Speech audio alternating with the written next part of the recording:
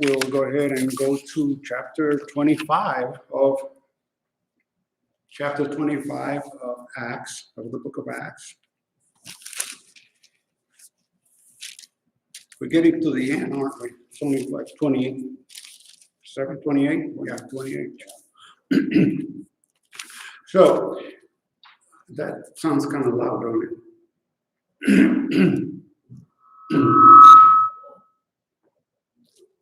See what happens? You don't like me. So bring it down, bring it down.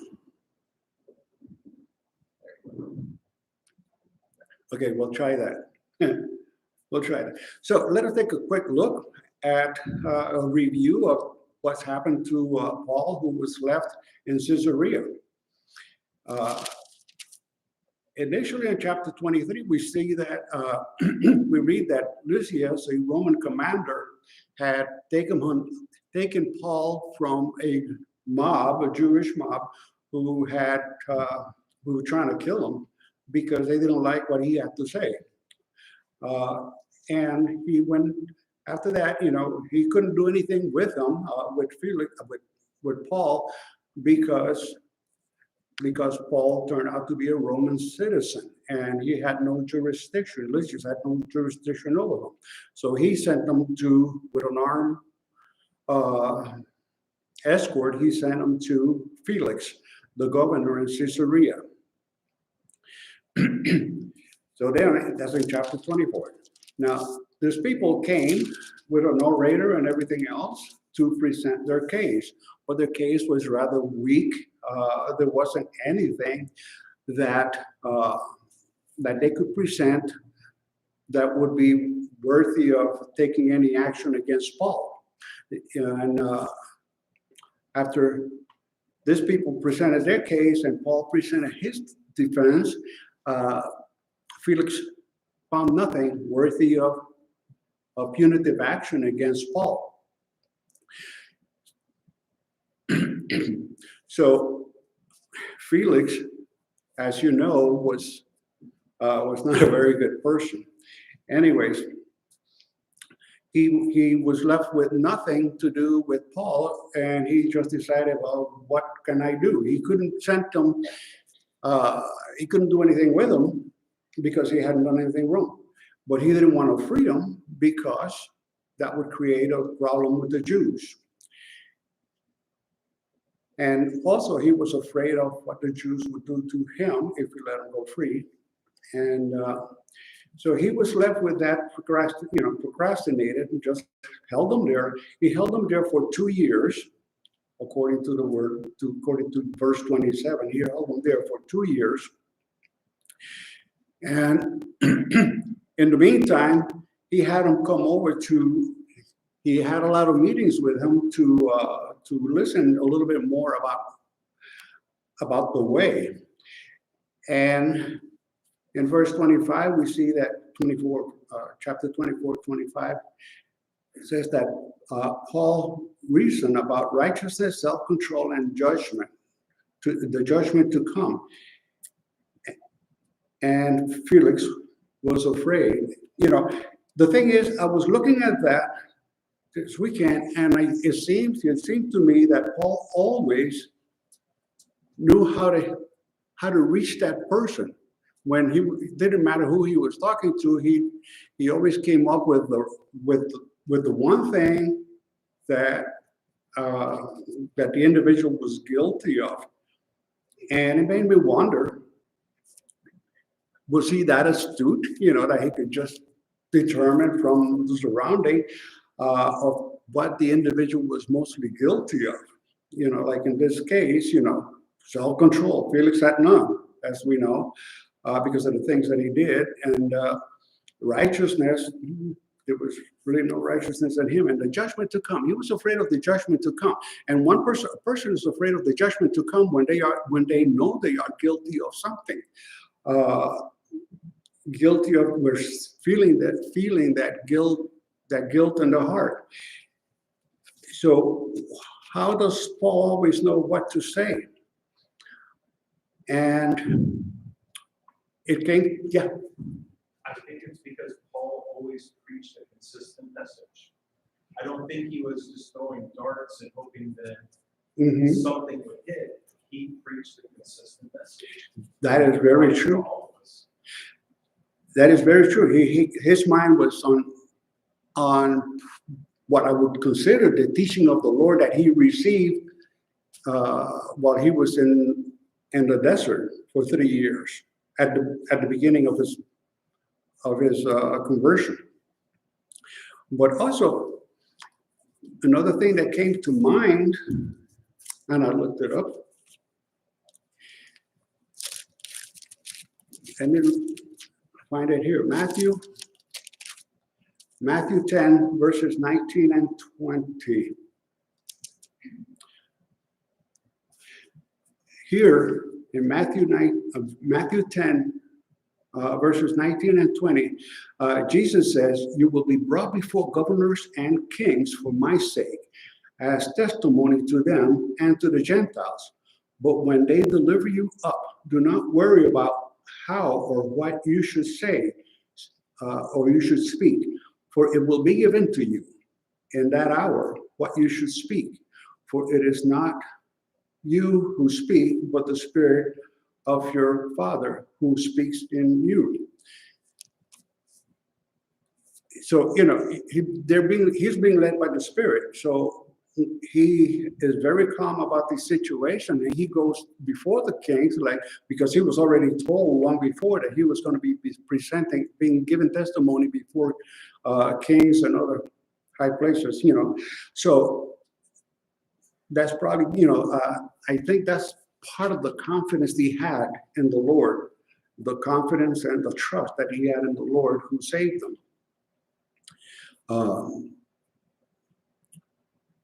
Also in verse 24, chapter 24, verse 22 says that Felix had a more accurate knowledge of the way.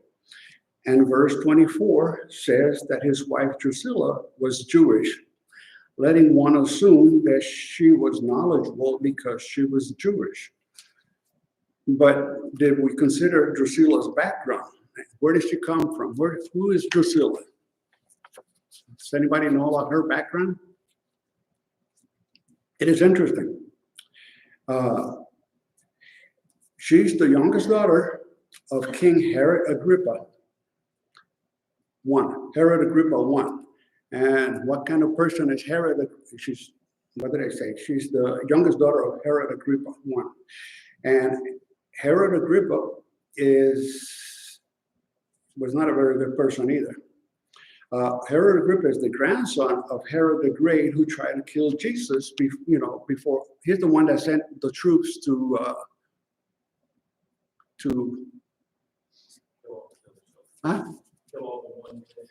kill everyone before who's less than 2 years old. He's the one that did that. So that's a grandfather, and he. And what do we know about him, about this guy, besides that? In chapter 12, verses 1, 2, and 3, it says, "Now about that time, Herod the king that's Herod I, stretched out his hand to harass some of the church," talking about the way. "Then he killed James, the brother of John, with a sword. And because he saw that it pleased the Jews, he proceeded further to seize Peter, and he put Peter in prison." So, he's already killed James, and and he pleases the Jews. Okay, so that's what he's going to do. He's not a very good person either. And that is Drusilla's, what did I say?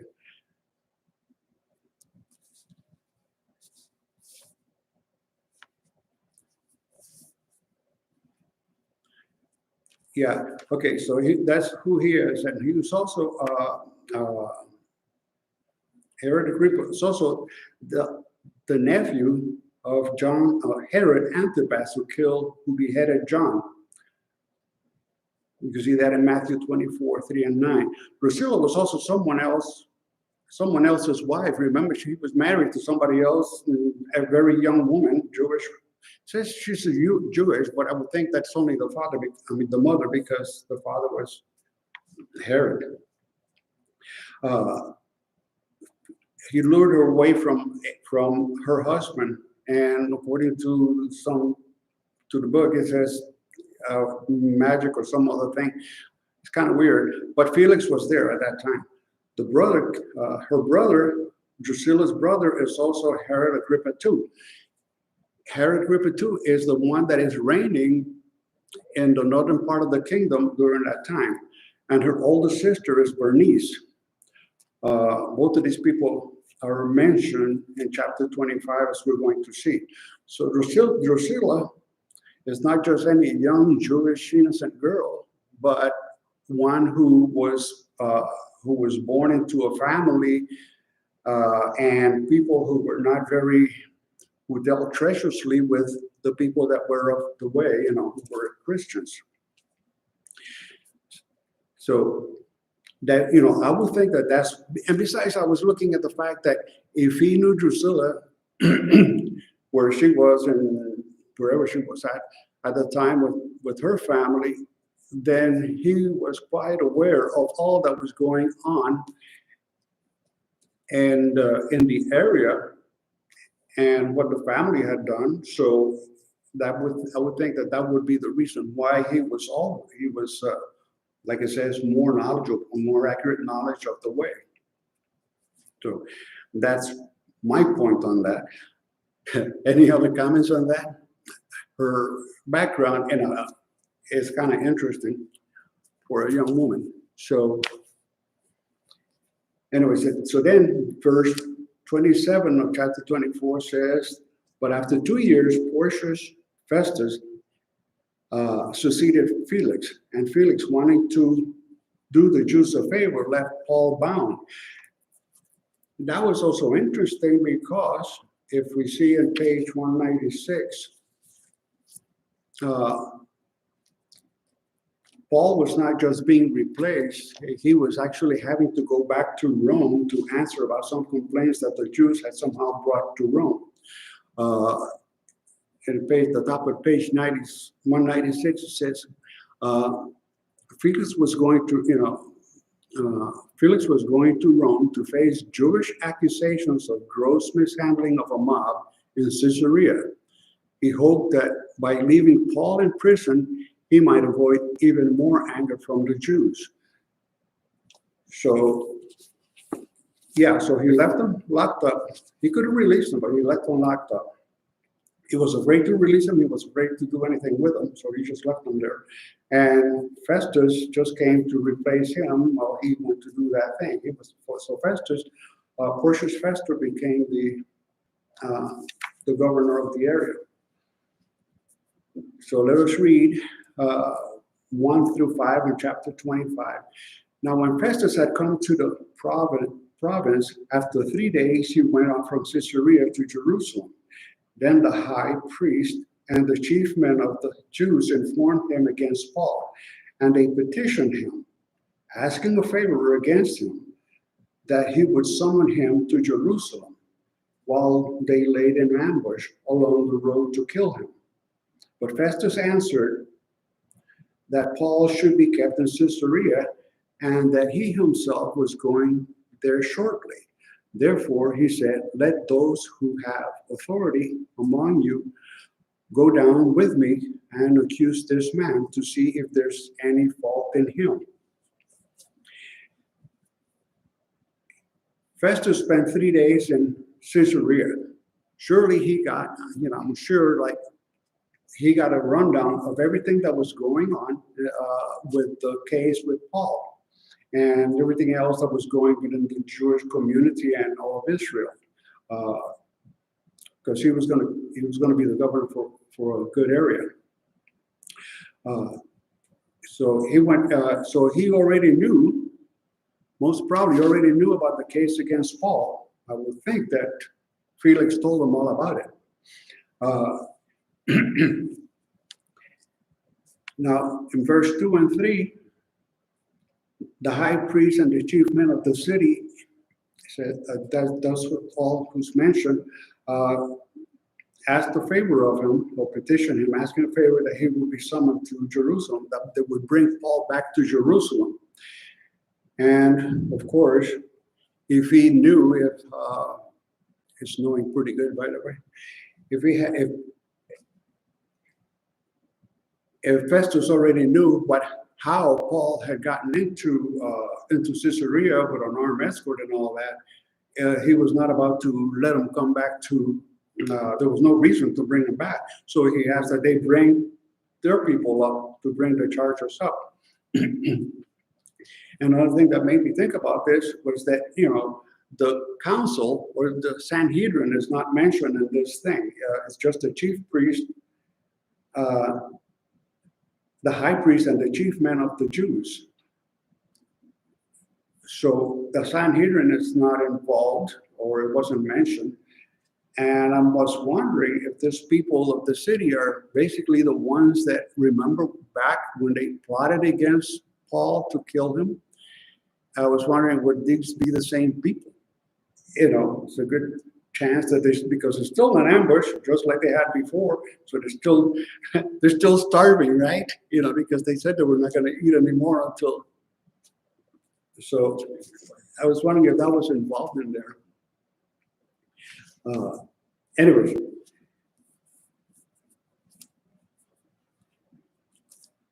being that they already heard about him, so he decided, no, he's going to stay there. He's not going to go through that. So then we go to verse 6 and 12. Any comments on that? So 6 and 8. Well, now let's go 6 to 12. And when Festus had remained among them more than 10 days, he went down to Caesarea, and the next day, sitting in the judgment seat, he summoned Paul to be brought. When he had come, the Jews who had come down from Jerusalem stood about and laid many serious complaints against Paul, which they could not prove. While he answered for himself, neither against the law of the Jews, nor against the temple, nor against Caesar have I offended in anything at all. But Festus, wanting to do the Jews a favor, answered Paul and said, are you willing to go to Jerusalem and there be judged before me concerning these things? So Paul said, I stand at Caesar's judgment seat, where I ought to be judged. To the Jews I have done no wrong, as you very well know. For if I am an offender or have committed anything deserving of death, I do not object to dying. But if there is nothing in these things of which these men accuse me, no one can deliver me to them. I appeal to Caesar. Then Festus, when he had conferred with the council, that's his people, not the Sanhedrin, answered, you have appealed to Caesar you shall go. So we can see that, he went back and he spent 10 days finding out everything that's going on in Jerusalem and all those areas. And then when he came back, he had Paul be brought down before what he said in the judgment seat. He had Paul brought down to hear the case, to hear the complaints, and then to hear Paul's defense. But being that the Jews could not prove anything because they hadn't really done anything to them, there was no reason for this situation to continue. Festus could not find any fault either. So Festus, wanting to end the case, wanting to get something done in this case, he decided to ask. He asked Paul if he wanted to go to Jerusalem, if he would go to Jerusalem to face the charges from the Jews, and that was just to do them a favor, as it says, and that refers back to verse 3, because they asked a favor of him that he would summon him to Jerusalem. So that's what he was doing, trying to show the Jews that, look, I'm doing something for you. I'm trying to work this thing out, keep the Jews calm, appeased. So, but then, as it turned out, Paul decided to appeal. It says he stated his innocent, and he decided to appeal to Caesar. Now, appealing to Caesar, that took the case totally out of this guy's hand, out of Agrippa's hand. The top of page 197, having appealed to Rome, Paul could not now be tried by Festus, to get out of his hand all completely, or his colleague Agrippa, who came a little bit later. But Festus could ask a well-informed neighboring king to advise him about what to write in the legal brief he had to send with Paul to Rome. And then comes the same problem that Felix had. He didn't know what to write to send Paul anywhere, so to appeal to anybody else. So that's why he just procrastinated and left him there.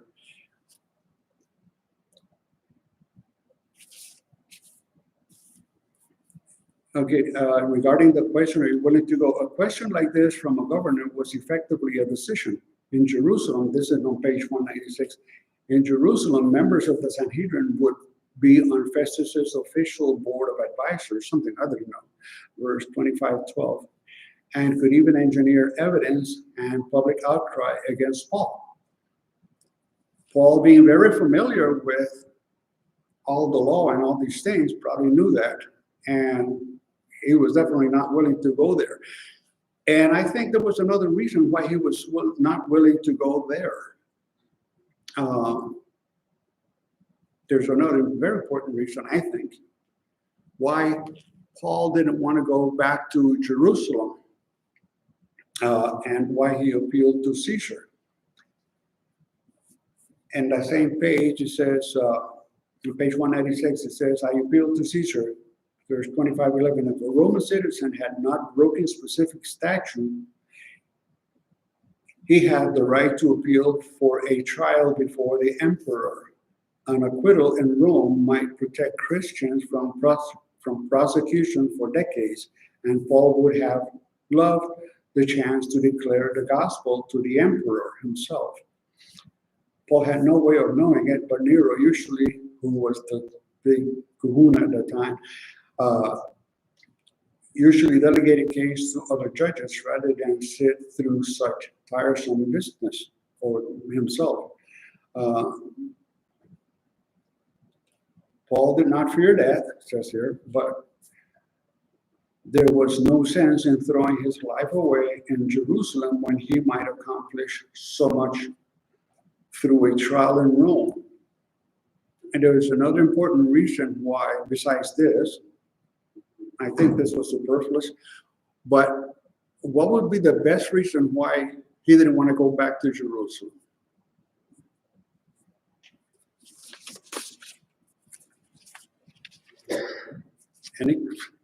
Any comments? They had already plotted to kill him once. Yeah, they plotted to kill him. But what I was thinking about this when I was reading it was, where is it in?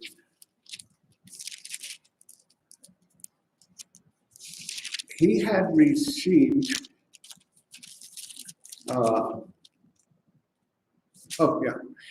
in chapter 23, verse 11, he had already had his marching orders.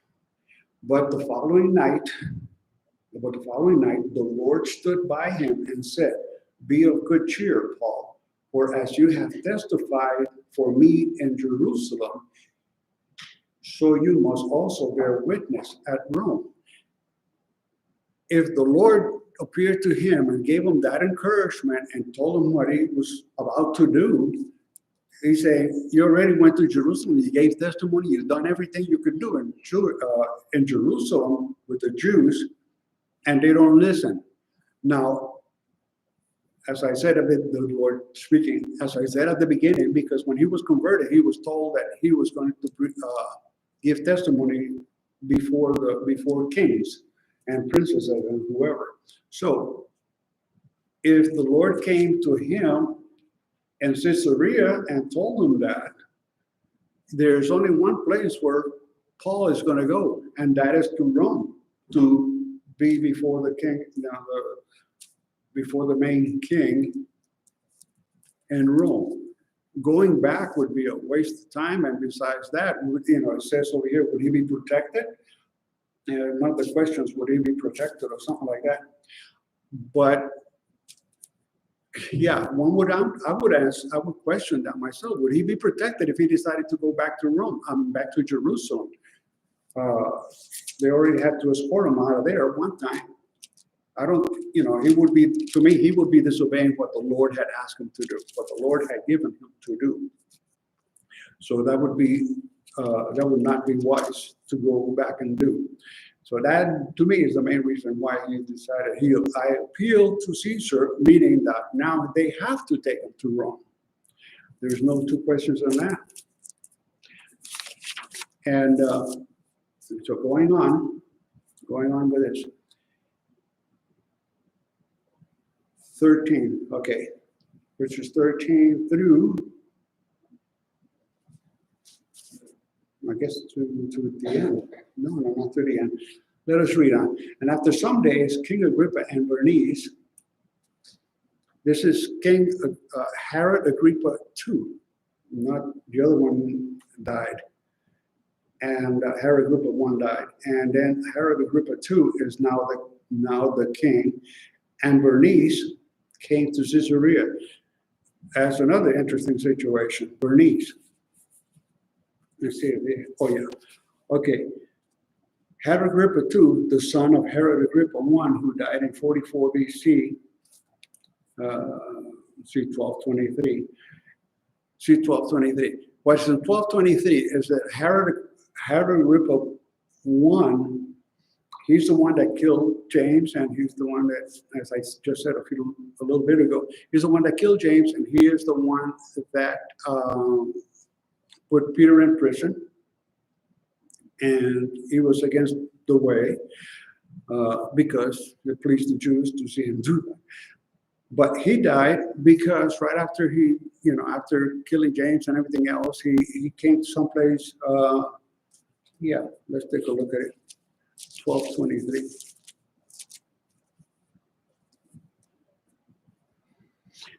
He's the one, so Herod, so on a set day, Herod, arrayed in royal apparel, remember that, sat on his throne and gave an oration to them, to the people that were there, all the important people. And the people kept shouting the voice of a God and not of a man. Then immediately an angel of the Lord struck him because he did not give glory to God, and he was eaten by worms and died.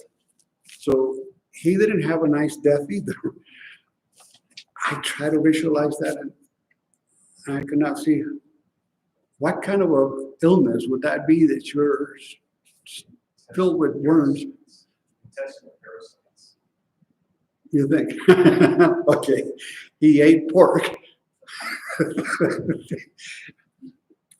He ate pork. And no. And I say that because my brother-in-law got on my case because I ate a pork chop. And I try to present in the Bible how it's okay to eat pork chop for my brother. So, no, he didn't believe it. Anyways, so he's the one that died.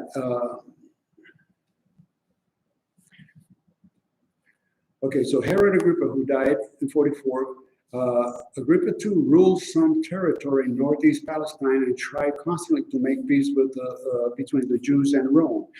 As official head of Judaism, Agrippa had the right to appoint the high priest control who had the priest's sacred vestments and so on. He was the logical man to advise Festus on a case like Paul's. after the death of her husband, regarding Bernice, after the death of her husband, Agrippa's sister, Bernice, moved in with him. There were rumors of incest. Later, she became the mistress to Emperor Vespasian and then Emperor Titus. So Bernice got around. Not in a very nice way. But it was the three siblings, Drusilla, Bernice, and Herod Agrippa too. So he's the one that came. So him and Bernice greeted Festus. When they had been there many days, Festus laid Paul's case before the king, saying, there is a certain man left a prisoner by Felix, about whom the chief priests and the elders of the Jews informed me when I was in Jerusalem, asking for a judgment against them. To them I answered, it is not the custom of the Romans to deliver any man to destruction before the accused meets the accusers face to face and has opportunity to answer for himself concerning the charges. And we know that Paul's already done this once or twice, but there we go again. Therefore, when they had come together without any delay the next day, I sat on the judgment seat. This is still justice speaking, and commanded the man to be brought in. The man to be brought in, meaning Paul. When the accusers stood up, they brought no accusation against him of such things as I supposed, but had some questions against him about their own religion and about a certain Jesus who had died, whom Paul affirmed to be alive. And because I was uncertain of such questions, I asked whether he was willing to go to Jerusalem and there be judged concerning these matters. But when Paul appealed to be reserved for the decision of Augustus, I commanded him to be kept till I could send him to Caesar. Anyway, so he's just recounting, Festus is just recounting all that had happened to Paul. And with this case that has been dragging around for more than 2 years now. And he had not found anything, so he still has the same problem that Felix had. What do I write about this guy? Because there's no solid case against him, nothing that could be proved. There's no charges, actually. So, but the thing is, Festus had some questions against him about their own religion and about certain Jesus. Festus had lived in Rome probably most of his life, and he was from the nobility, as opposed to Felix, who was from Merodorus. He was of nobility, so he probably had little knowledge of what he was a pagan, so he probably had little knowledge of what the law was about, what the Jewish religion was about, and now for certain about the way or Christianity, which is what Paul has been preaching, So, and then the idea for this guy, a total pagan, to hear about a Jesus who had died, whom Paul affirmed to be alive, that was beyond his understanding. Yeah, like it is from a lot of us too, And you see when somebody died alive, become alive, People today still don't believe that. Even we're supposed to convince them of that, which is hard to convince. But so he was just laying out the case for Agrippa to give him an idea of what to say. Then Agrippa said to Festus, I also would like to hear the man myself. He's probably heard a whole lot about this whole thing, being that the background which I told you about, his father's problem with Christianity and with everything. So then Festus tells him, tomorrow you shall hear him. So the next day, when Agrippa and Bernice had come, reading from 23 on, Agrippa and Bernice, always together, had come with great pomp and had entered the auditorium with the commanders and the prominent men of the city. At Festus' command, Paul was brought in. And Festus said, King Agrippa, and this is the flowering part, King Agrippa and all the men who are here present with us, you see this man about whom the whole assembly of the Jews petitioned me, both at Jerusalem and here, crying out that he was not fit to live any longer. But when I found that he had committed nothing deserving of death, and that he himself had appealed to Augustus, I decided to send him. I have nothing certain to write to my Lord concerning him. Therefore, I have brought him out before you, and especially before you, King Agrippa, so that after the examination has taken place, I may have something to write. For it seemed to me unreasonable to send a prisoner and not to specify the charges against him. And that would actually look very bad on him, to send somebody to prison, a prisoner up to Rome, saying, okay, you guys try this guy, not saying anything, because what are they going to do if they don't know what the charges are? It would be ignorant to send them without anything. And he don't want to look ignorant. So he sent them up. They all sit there, and let's see, what have I got in that?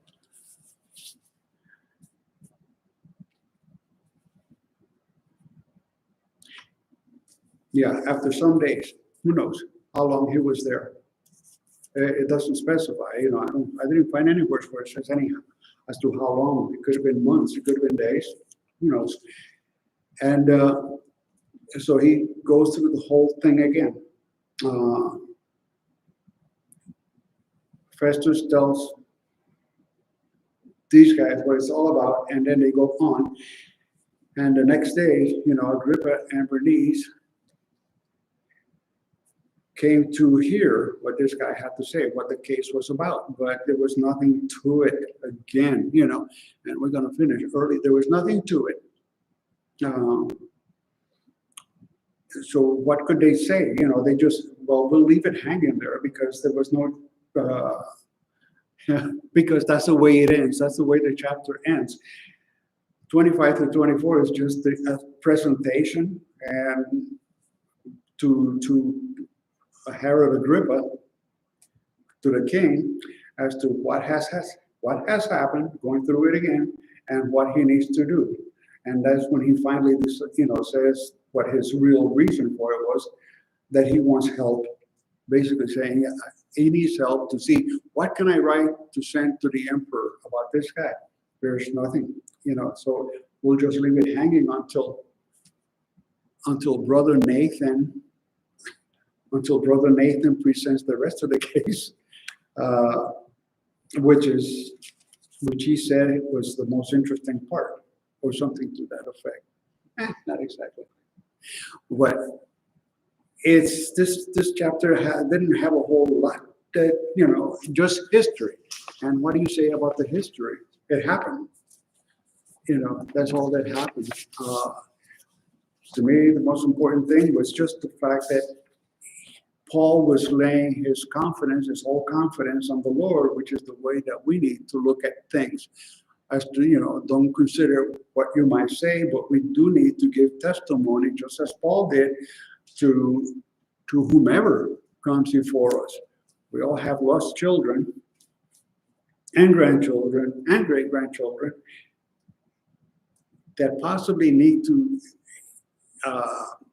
hear us speaking just like Paul does, with the same confidence in the Lord and the same trust. So So what else can we speak about? Any comments? It was history, what can I say? I think one thing too that is interesting that he, all these guys, Felix and Festus and Agrippa, and the Jews should have let Paul go because Paul didn't do anything wrong. Felix should have let him go because he didn't do anything wrong. Festus should have let him go. Agrippa should have let him go, and none of them did. They all did the wrong thing. They were all cowards, really, is what they were. Yeah. And yet here he's still using the means that he has available to him, which is appealing to Caesar. So he's working within the system that he's in to appeal to the governmental authorities. And I like what it said about, you had mentioned and said he did that for two reasons, probably. One, because he knew a favorable decision from the emperor would mean protection for the other Christians. You're right. And also so that he could personally, share the gospel with them. So Yeah, he's being faithful in the face of a lot of cowardly, political, civil leaders. yeah. And, at the same time, I look at these things, we have the physical, what he is going through, and then we have the spiritual behind it. And the spiritual aspect behind it is that, going back to where the Lord came and told him, you're going to seek kings, you got to give testimony before kings. This is the Lord orchestrating the whole thing. The people's decisions are being, in a way, orchestrated by God, so that Paul will go to Rome, and as the Lord had initially said, you will give testimony of me before kings. So the whole thing is being orchestrated by our supernatural Father and our Lord Jesus. And this is the way we really have to look at everything that we see around us. My belief, the way I believe, is that we need to take a look at the things that happened before us and what was in the background. What was the spiritual aspect of the situation?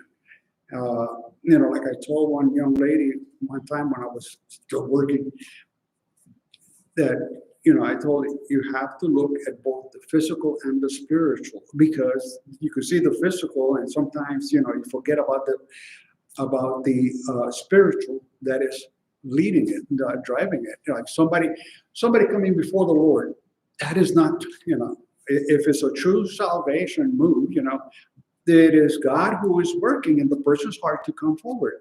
It is not necessarily the person. It's just the person, then it is just all physical.